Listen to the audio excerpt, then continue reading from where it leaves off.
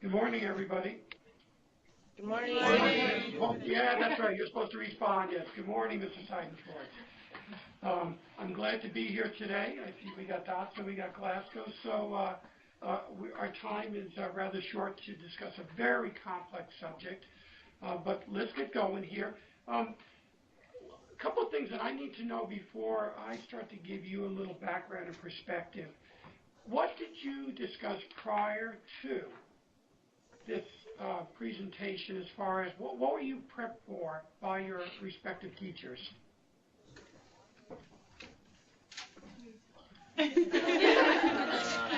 Okay, all right, I'll start with Glasgow. Glasgow, what did you have any discussions prior to our time here together? We read the article. We read some articles. Okay, all right, you read some articles. Dotson, how about you folks? I've been gone for the past 3 days, so we didn't have very much time to prep really at all. Okay, so I'll take that as a no. Yes. Okay, all right, so I will start with a premise that this is a subject that has not previously been discussed in your classrooms to any degree. Is that correct? In terms of Yes. energy and the issues associated with it. All right. So what I really encourage today, and what's very important for me, is I need to know what you don't understand as much as what you may understand as it regards to this. And keep in mind that energy is a vast and broad topic that is integrated into every aspect of our life. So let's start with a couple of little stories to help get the conversation going. I'm trying to think back as to how do I get people to think about this as it relates to your lives today. So if we go back in time and to a point where our earliest ancestors, what was the primary way that they used fire in terms of their accessibility to it? So as I'm asking this question, I just want you to think about that for a minute. So go back in time. Think in terms of what was the process that they went through. So anybody want to give an educated guess as to how that actually happened in terms of their use of fire? Because truly that's the first source of energy that mankind used in some capacity. Okay, go ahead, please. For heat and light, to tell stories. Okay, heat and light, but even further than that, before they got to the point where they could use it as heat, did they have a process, did they have a methodology that they were able to actually capture this? Because if you think about it, how did fire originate? It came from some type of electrical storm. Lightning, correct. Lightning. So at that point in time, did they understand how to capture the result of what the lightning brought, which was starting fires, grasslands, woodland type of fires? They used rocks and stones, bashing them against each other. All right, but that came later, though, didn't it? If you think about it, if you think about how the evolution, and what I'm trying to get to is the actual innovation that took place before they ever used rocks, before they ever used some type of flint or something to actually make fire, they really didn't have a method, did they, of doing that? It was like, there's the fire. Okay, we take the embers. They literally had no capacity on their own, excuse me, to be able to make fire. Would you agree with that? Yes. Okay. So, and this is so critical to the discussion in terms of innovation. As you follow the history of energy innovation, our earliest ancestors depended on the natural act of some type of an electrical storm that caused fire, that they can then use that for whatever purposes. But they didn't have the capacity to generate it on their own, correct? Correct. Right. So later came the ability, knowing that they could make fire in whatever capacity, whether it was using rocks, flint, wood, whatever the case may be. That was the first major breakthrough in mankind's ability to harness, separately from what nature provided, an energy source. And that was our primary source of energy for eons until you come up to a period in time when we started using types of metals, iron, And silver, all that. gold, whatever the case may be. We as a culture, meaning mankind, it took a vast amount of time to make major technological advances in terms of how we used energy. So our primary source of energy, in terms of converting it into some type of substance that we used, was really wood for endless periods of time. One of the major breakthroughs, and you can go back to 1700s, 1800s, was really the advent and use of coal. That's when things really started to change in terms of our ability to break through, to use natural substances to change our lifestyle. So have you guys looked at the Industrial Revolution? Has there been much discussion or study of that in your course curriculum? Yeah. Yeah. All right. So tell me a little bit about what you know when you studied the Industrial Revolution. What were some of the breakthroughs or changes that really accelerated the process of energy usage? The railroad. Okay, all right. The railroad was a big part of that, but what was required? Metal. All right, metals? I'm sorry, somebody said what? Coal, fire. Charcoal. Coal. All right. So you would not have had the railroad unless you had the innovation of and the usage of coal, correct? Do you guys need to listen to that for a minute? Okay. All right. So let's just talk about from time immemorial, we used wood as our primary source of energy, and then the Industrial Revolution brought the advent of coal. So coal was a resource that most countries in Europe had in abundance. England, Germany, France. It was available on the surface for the most part, and then eventually, as they started using more and more of this, they needed to go deeper and deeper. So what we have here is we have breakthroughs in technological innovation.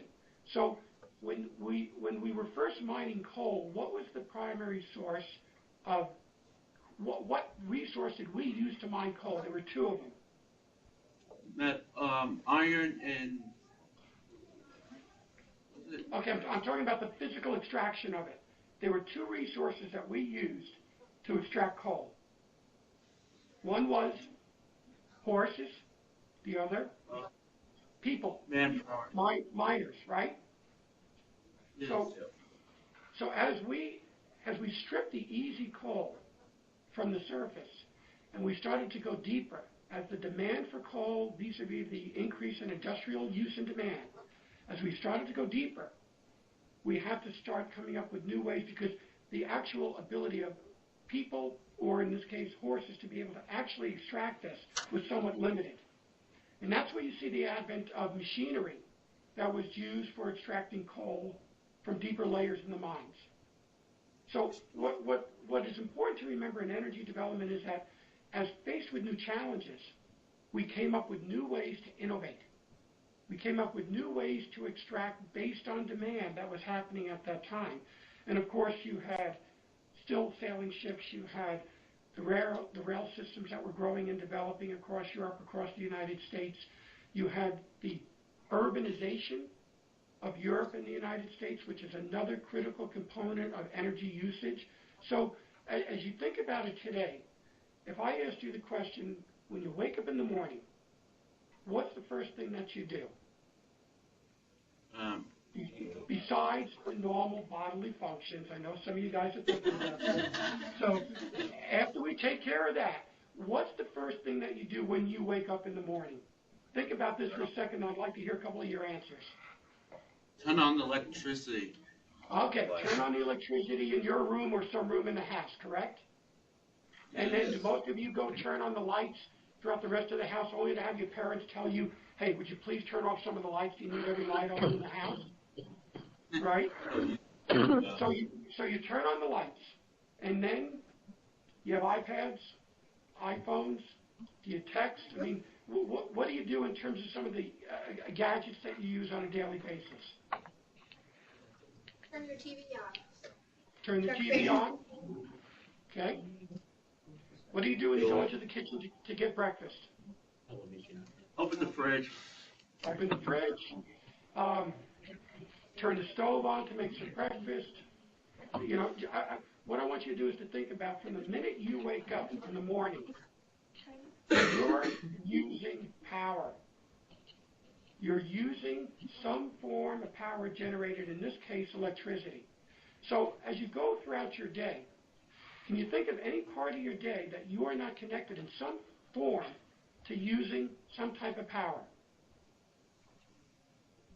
From the moment you get up, you're starting to use power in the form of electricity. You use it to heat your food. Use the microwave. Open the fridge. Check your emails. Turn on the computer. Then you leave the house. You get either in your car or on a bus, and that transportation takes you to the school. And in the school, you've got the lights on. So what I want you to think about is every part of your day somehow is using power in some capacity. How many people have cell phones? Let me see it. Okay. So the majority of us have cell phones. How many of you text when your teacher allows it? On a daily basis, how many of you are texting with your friends? Oh, mostly everyone. I see it. Oh, I see it all the time. All right. Most of you are texting all the time. So, do you ever think about that in relationship to where does the power come from? Where's the generation of that power that allows you to do that? A battery. Okay, it's a battery, but I'm just asking the question, do you ever even stop to think about what it takes for you to have the lifestyle that you do? Yeah. No. Yes, No? I do. Yeah? Yes. All right, would Yes. you say on balance that this is something that most of us don't give a lot of thought to in terms of how this comes about, where the resource originates from, what it takes to actually then extract the resource so that your lives are as seamless as possible in terms of using it? That's really what I want to, okay. It's really what I want to focus on today is that when you think about these things, where do you have discussions about this, either in the school or at home amongst your friends? Is this a topic that is ever discussed in any depth or detail? Yes. Yes. Really? No. To me, it is.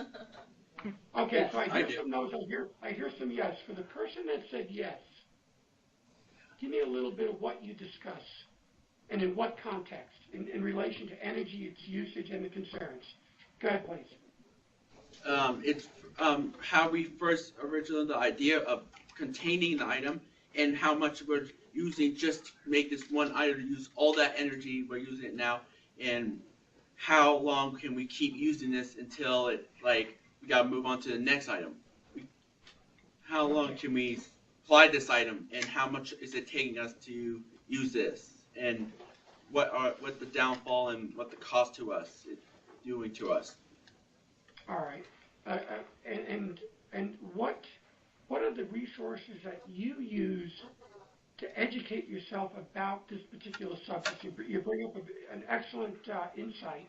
So what are the resources that you go to, or how do you get your information in order to formulate your viewpoints and your opinions? Because today is as much about critical thinking as anything in terms of you're the next generation that's going to have to step into a lot of the issues and a lot of the opportunities that will exist over the next 10, 20, 30 years. So you hear a lot of discussion, a lot of debate about this, but where do you seek out information? From what sources so that you can have an intelligent, informed opinion? From the books to internet to every reliable source I can find, even ask the people from other ask my ancestors, ask my family, ask friends, ask the old people, ask everyone to see. Old people like me? No, beyond. That there were good resources. We've been around a long time. Yes. Okay, so Yeah. you really take a very broad-based approach to seeking information. How many other people within a classroom listening to this young man do the same thing? Okay, gentlemen in the back, tell me a little bit about what you do. Which one? He's a Gentlemen, joker. you got a gray shirt on. Oh, okay. Well, you can explore the internet. My grandmother's very intelligent, so if I have anything, I'll go to her. Yeah. All right, so explore the internet. So when you are on the internet, Dotson and Glasgow, and you're looking at, it doesn't have to necessarily be energy, but just whatever information you're seeking, what are the sources that you go to? And more importantly, when you read these sources, what do you take away from this? And what type of questions do you then ask yourself and that you ask others? And how long can it work? And what are we? If it's reliable or not. Yeah. Okay, Reliable. if it's reliable, and quite to the point, honestly, I do a lot of reading on a continual basis, and that's always the challenge. Is it reliable? What's the agenda? What's behind the purpose of that particular article? What are they trying to say? As I presented the articles to your teachers prior to this discussion today, what I tried to do is give a broad-based view of opinions, because for every opinion in one person's view, there's somebody else that's looking at it from a different perspective, correct? Yeah. Right. And isn't that the challenge that we have as thinking individuals, as critical thinking, as people who are questioning? That's the challenge that we have, particularly in terms of energy usage and what the future holds for us. Because it's going to be absolutely staggering in terms of the implications of what we're going to need going forward to meet energy demands, because I'm sure everybody here today knew what happened back in, New York and New Jersey with Hurricane Sandy, right? Yes. Okay. Friends of I it. grew up on Long Island. I have family in Smithtown. I know the island intimately in terms of exactly where it hit and what happened. And can you imagine your lives not having electricity for more than a week or 2 or 3 weeks? Yes. That's why I use. What would life be like if you did not have access to the things that make your life comfortable and bring? So, I'm sorry, say. Unnormal. Right. Yeah. Well, and then you also didn't have access. You didn't have access to gasoline. People were waiting in lines for gasoline. There were delivery shortages, sometimes up to a period of a week or two before things were starting to get back to normal. So we've grown accustomed in this country to having uninterrupted, cheap, and reliable sources of energy, whether it's electricity, oil, nuclear, gas, whatever the case may be. We've gotten extremely comfortable and have been very fortunate relative to many parts of the world in terms of our energy usage and the accessibility of this. Would you agree with that or not? Yes. Time to time. Yeah, kind of. Have you in your lifetimes ever experienced any shortages or outages that have affected Yes. your life? When did that happen? Once in a while it happens. You get used to it. If power goes out, you get used to it. We didn't have to use power in the earlier life, so if it goes out, if it goes out, we can always go back how we used to, by manpower or working hard, and not rely on this tech much. We don't want to rely on that, though, over a long-term basis. Occasionally you lose power, it's a storm, something happens, but I'm just asking and raising the question in terms of thinking about how disruptive that is, even if it's just for a few hours or even if it's just for a couple of days. That becomes a problem with us. So when we're thinking about energy usage, One, I'm trying to get you to think about just your lives, how you use energy, and how comfortable our lives have been as a result of this. So let's just shift just a little bit to the political side of the equation.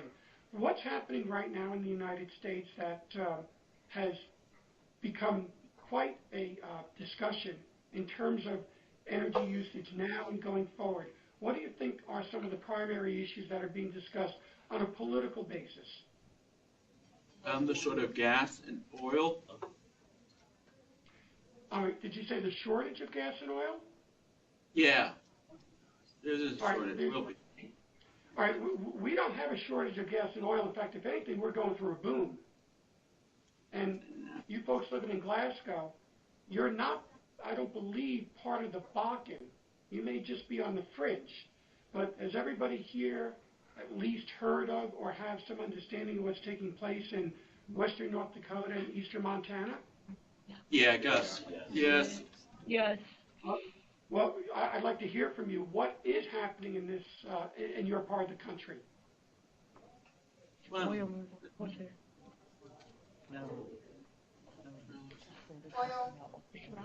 Oh, are we not going through an oil boom?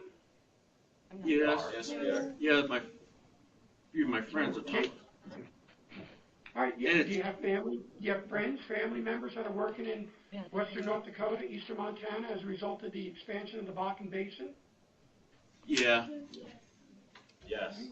Uh-huh. And there's a technology, there's an innovation, a breakthrough in technology that has allowed us to access previously inaccessible amounts of oil and gas in this region. What is that technology breakthrough called? Fracking. I heard somebody say fracking. Does anybody in either of the classes want to describe what fracking is? Or what you understand, what you think you know about it? It's when they All right.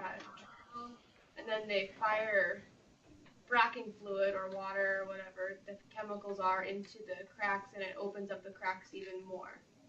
Exactly. You've got it. And that fracking has allowed for a revolution in terms of the development of that technology to find previously unthought of reserves of natural gas and oil in this country, to the point where they believe by 2017, 2020, the United States will actually be a larger producer of oil than Saudi Arabia. Saudi is the largest producer of oil right now on a global basis. So right here in the United States, we're going through an energy revolution, which has the potential to change on a geopolitical basis, on an economic basis, and on a social basis, a great deal of what previously was thought of as not available, unimaginable. So you folks are living that right now, being in part of eastern Montana.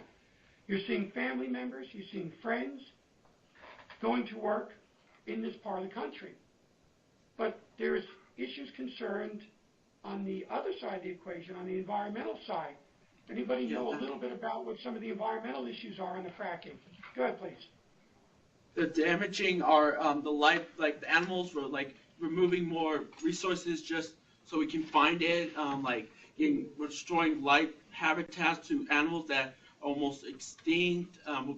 We're damaging the earth, like taking the resources. It's so much of fast pace that it can't regenerate that fast. And you can start water on fire. You can start water on fire. I'm not so sure about starting water on fire. I mean, there's been some movies done. National Geographic. National Geographic. There are some concerns, but this is where I go back to what I was talking about before in terms of critical thinking. There's an incredible economic opportunity as a result of what I just described to you in terms of energy development. But there's an offset to that, and the potential offset is the environmental damages, the social concerns. So you're going to be faced with having to understand and make sure that you're well versed in knowing what the issues are. And again, whose agenda is being promoted, whether it's on the environmental side or on the actual developmental side, because I think we understand at this point in life that people come to us, they want to do certain things, but we should always be questioning what their motives may be. And I'm talking about the big picture here on the business side in terms of the development of these resources. So let's go back to what I asked you earlier. When you hear these arguments, if you're listening to them, how do you form your opinion? So how much damage is being done to either wildlife, to the water tables? You even hear conversation about that fracking may cause earthquakes. How accurate is that information? Do we have something that we can use scientifically to be able to test this? What's that called? What are your thoughts?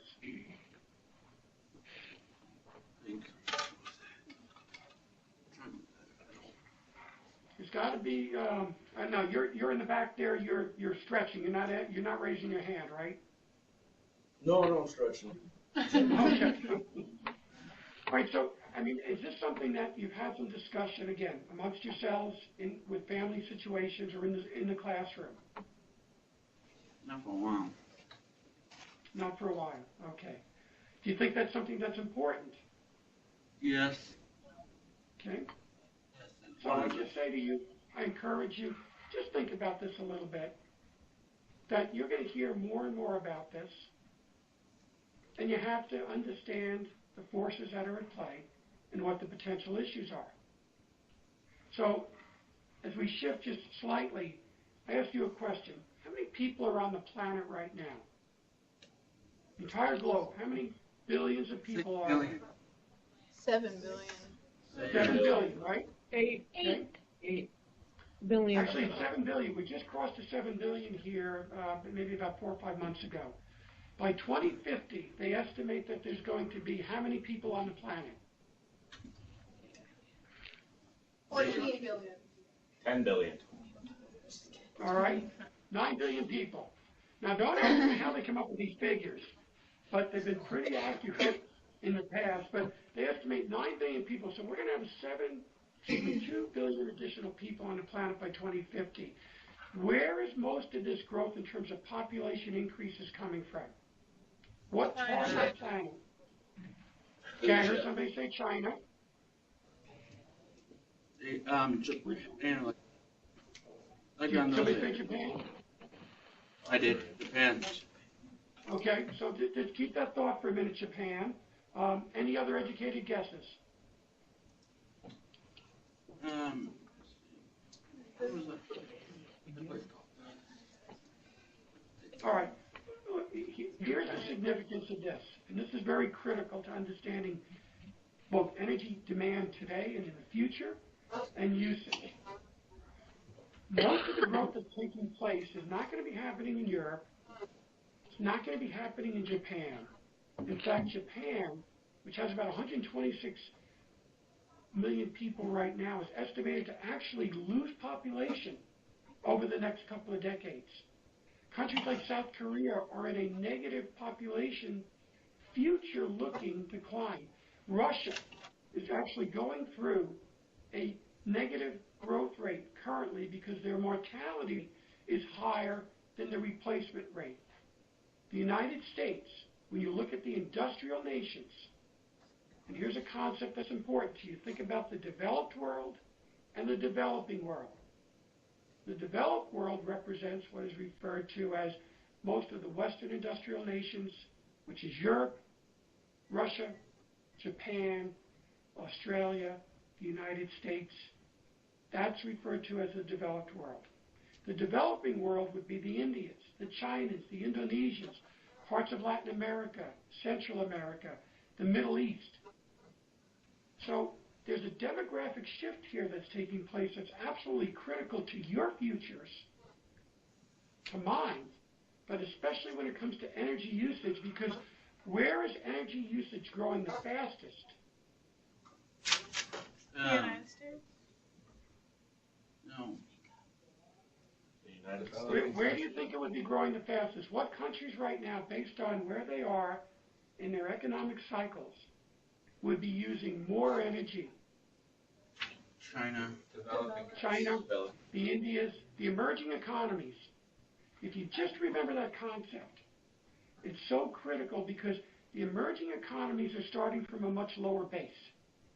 They've not enjoyed the lifestyle and the benefits that we have in the Western industrial and in the United States for decades. So you have to understand the difference here. And in fact, Eastern Montana produces a lot of coal, correct? Yeah. Yes. Where do you think most of that coal is going? That all around. Well, it's going all around the world, but it's going Back here. primarily to China. So when we talk about the subject of global warming, which I would assume most of you are familiar with, Yeah. Yes. so when you hear that, what does that what does it make you think of? What does that invoke when you hear the descriptive global warming? Is that a concern to you? Yes. It's a concern for what reason? Polar ice caps melting. Polar ice caps melting. Polar ice caps are melting. Sea levels are rising. Climate change. So you hear this in the news. You see it on the internet. You hear it in discussion. And it goes back to my point I made that I'll make over and over again. Critical thinking. How do you assess the accuracy? So let's just for a minute just say it's here, it's happening. And what are one of the, if not the major factors or contributors to global warming, as you understand it? Burning of fossil fuels.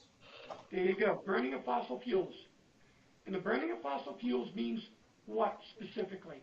What resources are we talking about? Gasoline. Gas. Okay, gasoline is a derivative of oil, correct? Yes. All right, do you know that in this country, the majority of oil usage is for transportation? 70% of the usage of oil is for the purpose of transportation in this country. We're a country of drivers. We love our cars. So also how does coal fit into the equation in terms of fossil fuel usage? Is it on the increase or decline? Increase.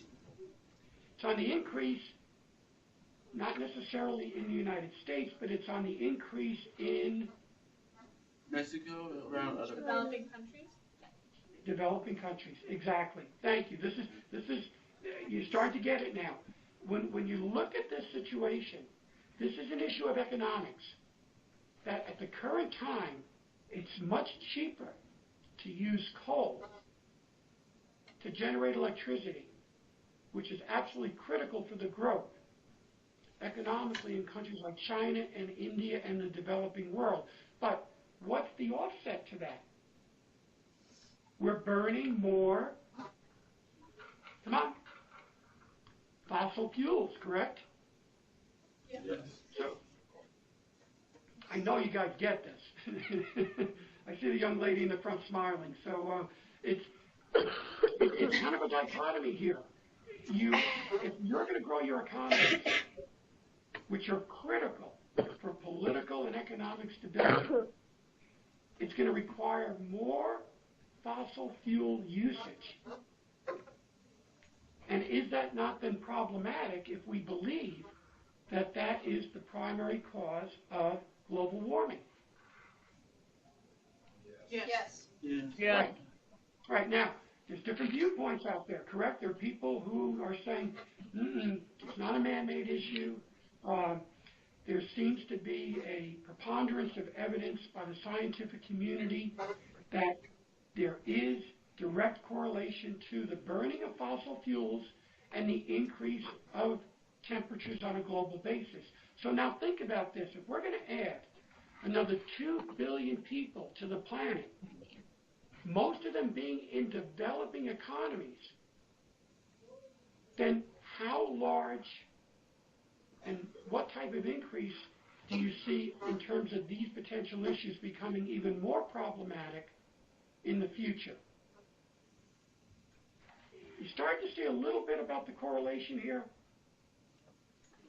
So for you to understand this, you've got to make an effort to educate yourselves along with your teachers, your communities, to understand how and what it is that lends itself to getting to this point. What is it about our economic demands and needs, our consumptive lifestyles, that are so important to understanding these bigger questions?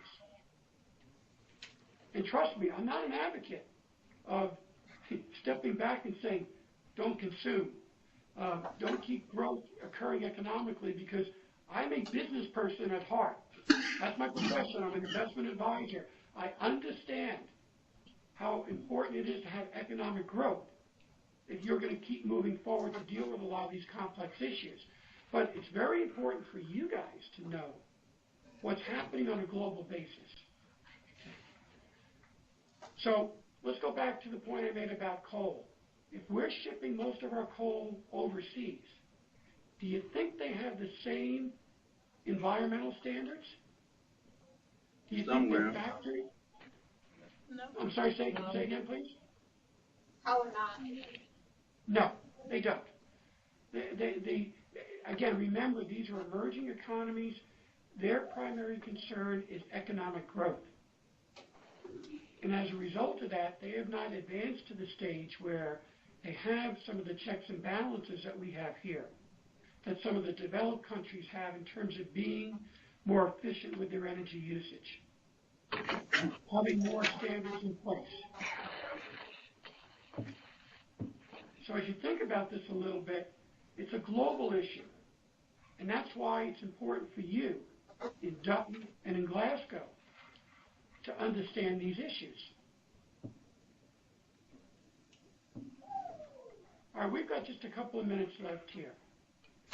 I'd like a little thought or feedback from you, because we've just barely touched on some of these issues, and my apologies if I've been a little bit jumpy in terms of moving from one subject to another, but I'm trying to give you a lot of food for thought, so I'd like to hear back from you as to what this may have stimulated in terms of your thinking or discussion going forward.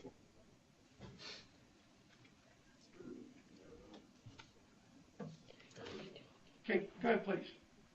Young lady, How do you think like the Keystone Pipeline would have like affect this whole thing, like exporting to other countries?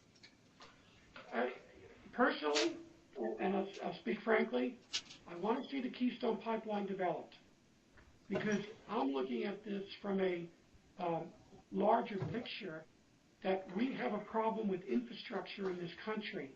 We don't have enough piping and pipelines to meet the amount of extraction that's going to take place both with oil and gas, for being able to get this to export or domestic usage. So the pipeline, from my perspective, needs to be built. Now, if they don't build it here, the Canadians very clearly have stated they're just going to ship that oil west, and that oil is going to go to China. So what are your thoughts about the pipeline? I think like for the community our size and stuff, it would be very beneficial. But I don't know, like globally, what the effects would be.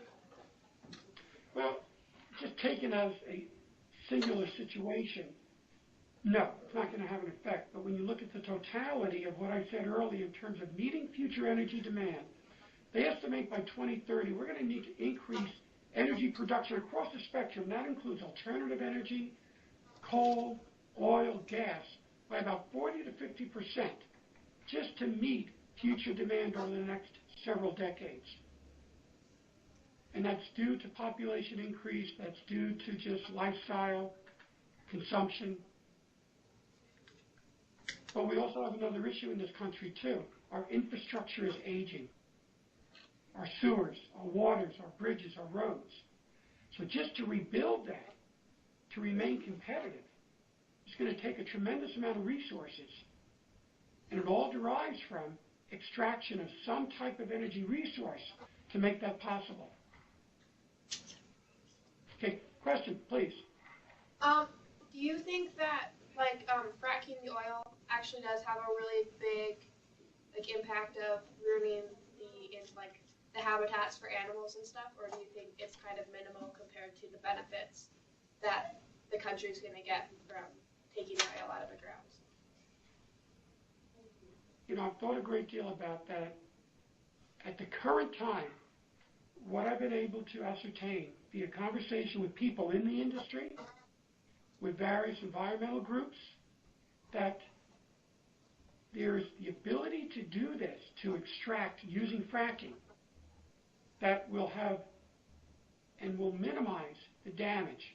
But I will say this, there needs and there will be additional regulations and oversight.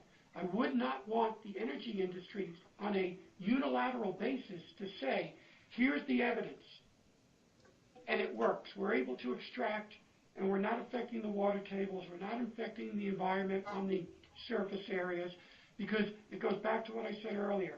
You have to question.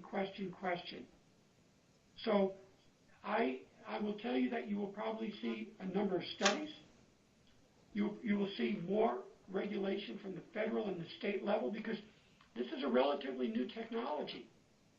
So the jury's a bit out on what the long-term implications are going to be, and probably it won't be until you get a decade or two down the road that you really will know whether you are right or wrong.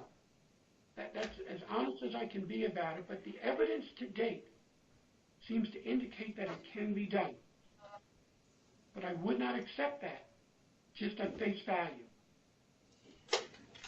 So I hope I've answered your question. I want to thank you so much. And I said Dutton, Dotson. My apologies. In Glasgow, thank you so much for participating. I hope I've maybe opened your eyes a little bit, given you some food for thought. And I want to thank you for the opportunity to be here today.